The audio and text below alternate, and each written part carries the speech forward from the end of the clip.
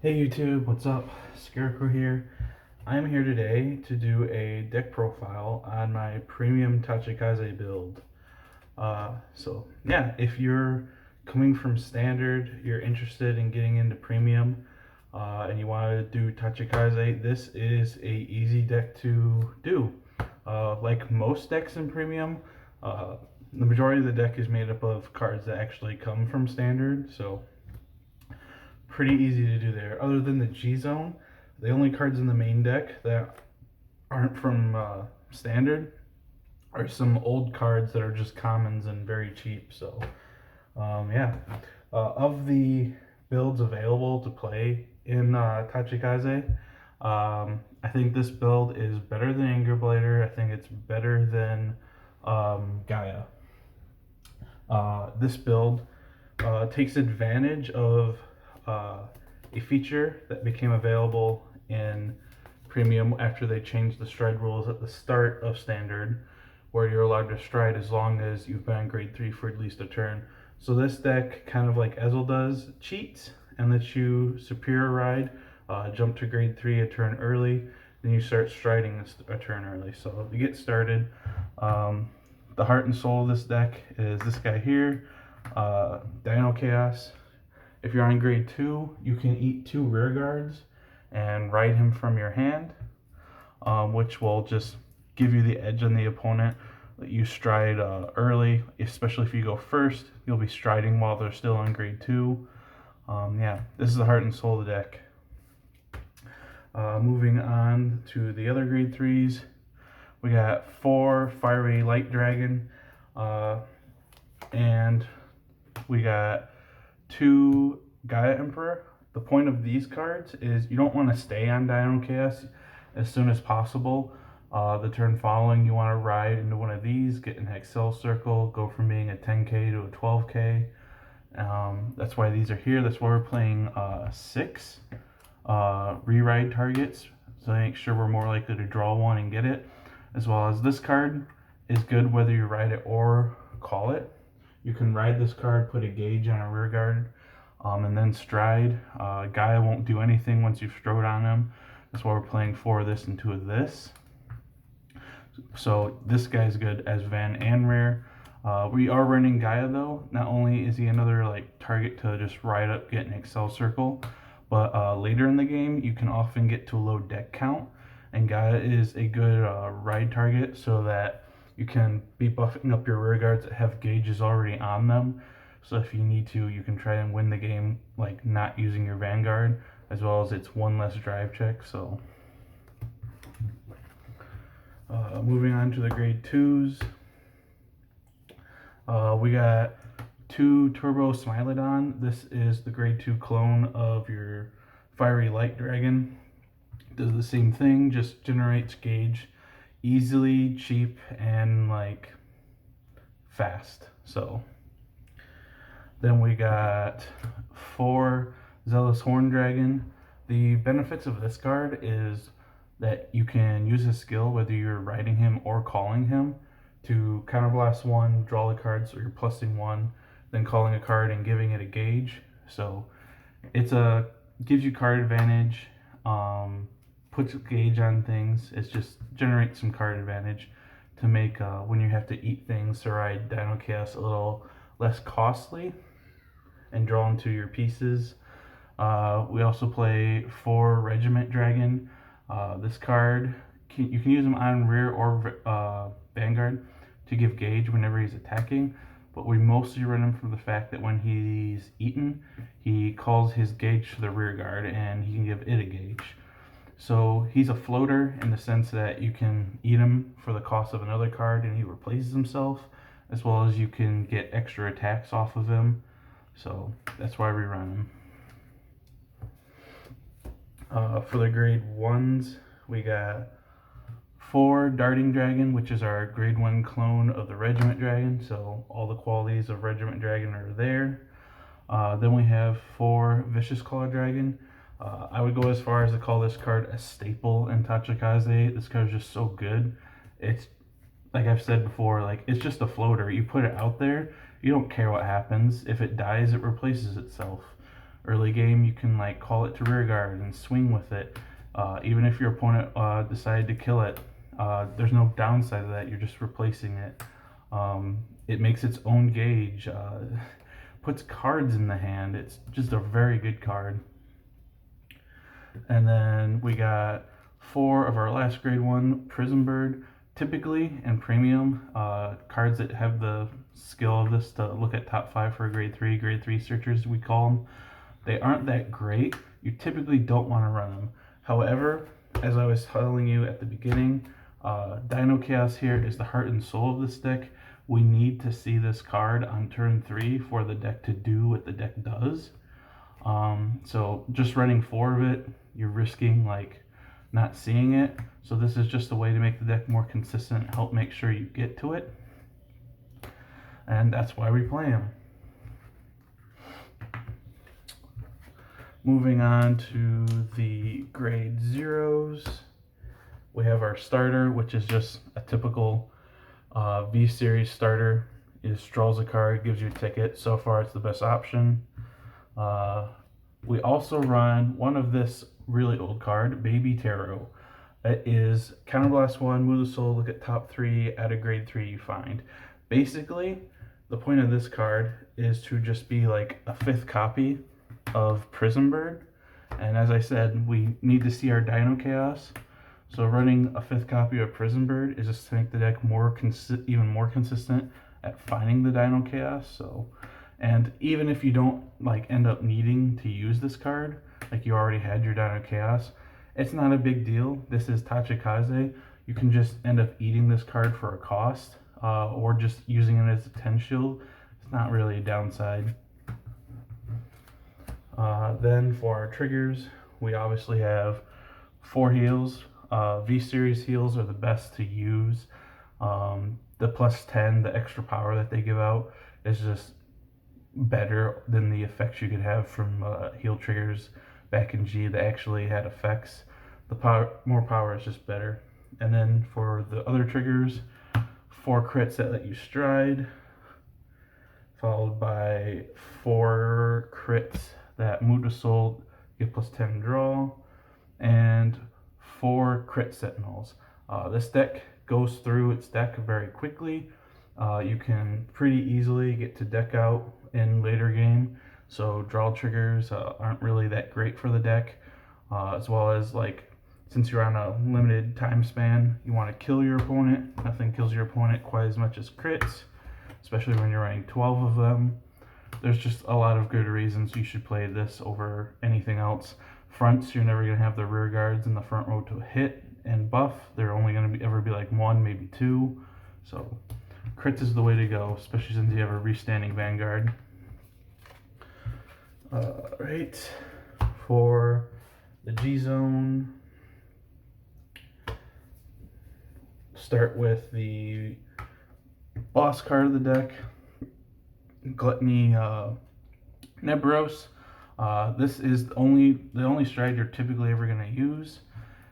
He can attack, engorge, which means eat a rear guard. Once he's become engorged, you can then retire a combination of 5 rear guards and or gauges.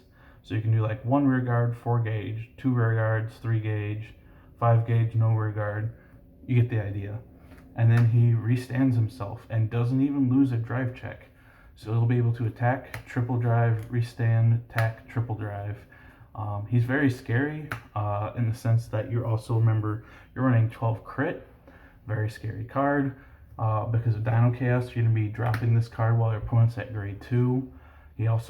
By the end of the turn that you've done this, you're going to have at least like a 10 card hand, because he alone will be contributing 6 cards to your hand.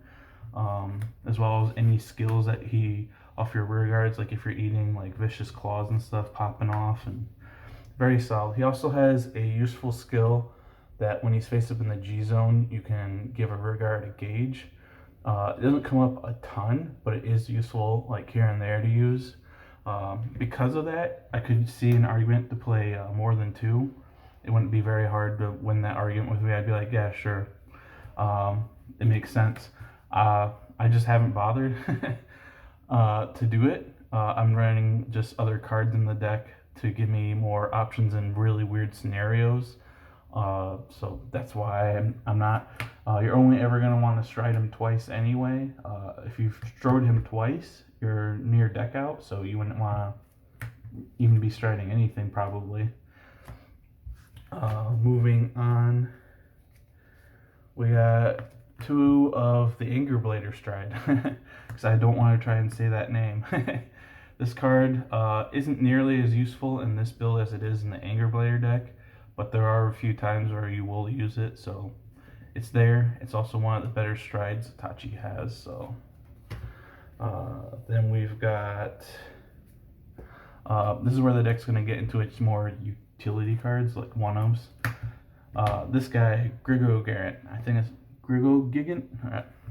You're not going to use this card a lot, and you might look at it and think it doesn't do that much, like it's not that impressive, and you're not wrong, but this is a kind of card that you will find yourself using more than you would have expected.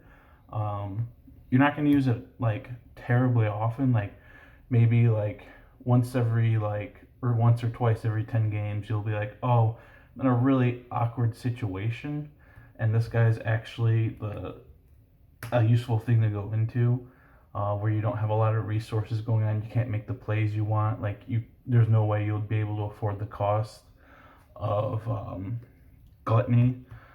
This card can actually be pretty good sometimes, so that's why we're just running one of them. Then we've got one of this guy. He's a Cray Elemental, and the reason you would ever put him in a deck, and there's a lot of decks you can argue put him into, is he just contributes to flipping up cards in the G zone. There are some scenarios that'll come up where you're just in an awkward spot where you don't really have like a lot of things you can do, so this is a way to like flip cards in the G zone. That's basically it. It won't come up very often. He's for very rare circumstances, but in those circumstances you'll be glad you have him. Then we have GB8. On the surface, it might not seem like that good of a card, especially compared to some of the stronger GB8s. However, if you've played Tachi enough, you know that this card is actually like pretty good. Surprisingly, like even myself, I didn't think much of this card until I ever I got to use it a few times. It's actually pretty useful. Then we've got 2 Gaia Devastate. This is like another card you're almost never going to use, but he's there for like really specific weird scenarios that could come up. This guy's mostly for like going up against something like Link Joker, because he eats cards that are on rearguard circles, so he doesn't care whether the card he's eating is locked or not. So he's just something that can be helpful if you're going up against Link Joker. There's no reason not to run him. Because as I said, the only thing you're ever going to really use is Gluttony, so you have tons of flex room in the deck. Then we've got Gilgal. He's your Progenitor Dragon. You're not going to use this card terribly often, like a lot of these other cards, but he is a Progenitor Dragon. He does have his uses. He gives you free strides the rest of the game. He can wipe your opponent's whole board. So there are scenarios where you're going to be like, I don't really have what I want to do, like a Gluttony turn, so how about I just wipe my opponent's board and have free stride the rest of the game. You should also be playing a Drachma. I don't have a Drachma in here because I don't own one, because it almost never comes up that I would use it. And for a card that's that expensive, if I'm not going to use it terribly often, especially like, we've just been through like 2020, like it's not like there's a ton of tournaments to go to. Something that expensive, it just doesn't make sense to be holding on to that much value when you don't use it. So you should be burning one. It's the most optimal choice. It will be your 16th card in this G zone, but if you don't have it, you probably won't miss it. Then for our G Guardians, we got 2 Blockade Genga. This card is pretty cool, actually. It doesn't come up like a ton, but there are some specific scenarios where it can be very useful.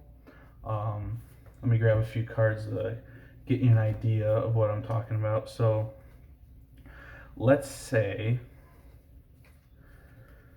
why can't I find it? All right, here we go. So sometimes you'll be in scenarios where you'll have cards like these guys on the rear.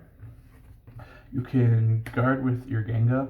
His skill is to retire a rear guard to get a shield buff. And then you choose 2 other rear guards, and if those rear guards are retired, they can bounce the hand. So let's say I was to guard with Genga, I could retire Vicious Call here for the cost, pop its skill, choose this if it would die, and then let's say I was to G-guard with a second Genga, I could pop this for the skill to get the 10 shield. I could use its skill to call what it had to the rear, so I could use it to like intercept. Or and then it will also like bounce in my hand. So there are like cool scenarios where it will come up. It'll be like, ooh, I got a tricky play here, but you won't use it a ton, but it does have its uses as I just showed. Then we have our big boy, Bullish Primer. He's just a big shield. That's all he is. Buffs for every empty rear guard. One of this. It's just a 20k shield. It's just mostly flip fodder. Sometimes you just want to G-guard or rear guard attack to get a card face up in the G zone. So it's just there for that. And then last one, Dismal. There's some scenarios where Dismal is just like a very useful card. If your opponent's deck needs to retire a rear guard, like if they were doing like some DI thing and they had Rufus copied and they needed to pop a rear guard to gain the power and stuff. So, or like sometimes you'll have like a rear guard that has like equip gauge on it and your opponent's wanting to attack it, get it off the field and take that like valuable resource from you. You can just use Dismal to protect that card. So yeah, that is the deck. Thank you for watching.